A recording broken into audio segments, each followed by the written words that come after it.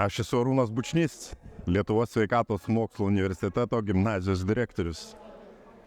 Tikrai šiandien mes turėjom labai gražią tradicinę mūsų gimnazijos šventę. Labdaros kalėdinį vakarą, kuriame pirmą kartą dalyvavo tiek daug žmonių. Praktiškai visada būna pilna salė, bet šiandien žmonės į salę netilpo.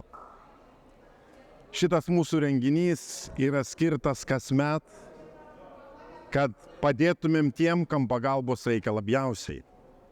Prieš keletą metų mes rėmėm Kauno klinikų neontologijos skyrių, akių ligų kliniką, vaikų ligų kliniką. Praėjusiais metais mes prisidėjome prie pagalbos ukrainiečiams ir kartu su maži, bet stiprus organizacija nupirkome daug medikamentų po tokio renginio. O šiais metais mes karjeros dienos metu pasikvietėme Rimantą Kaukėną kaip žmogų, kuris gali pakylėti kitus žmones.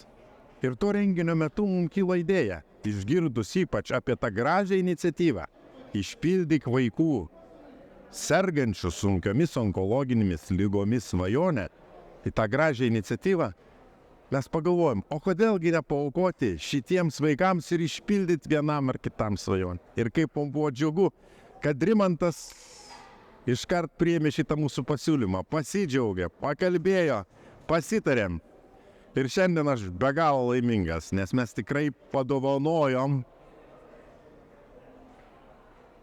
merginom, jų šeimom, visai bendruomeniai, aš manyčiau, ne tiek ta svajonių išsipildymas, aš manyčiau, ta dvasia čia tvyravo. Gerumo, nuoširdumo, meilės žmogui ir dosnumo dvasia.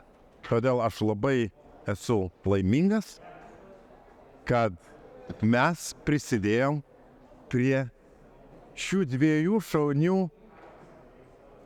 drąsiai gyvenimą ir su svajonėmis gyvenančių merginų svajonių išsipildymą.